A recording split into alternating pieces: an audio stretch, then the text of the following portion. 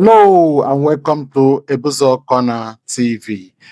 Just watch me as I eat my delicious leafy vegetable soup and assorted beef plus pounded yam, and typically we call it swallow.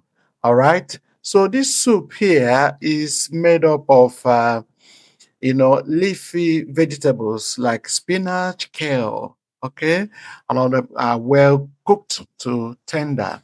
And then the assorted meat or assorted beef, there is the intestine of the cow, we call it shaki. Then we have the cow foot also, and we have proper beef. All right. So the assorted meats are cooked differently.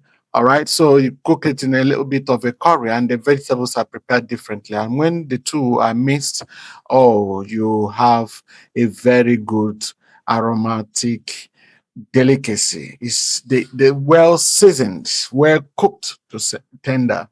All right. So palm oil is added, pepper blend, and a whole lot of seasoning, but it's very healthy. The seasoning I'm talking about here is not the artificial one, but rather like the crayfish, the onions, all those things and what I'm talking about.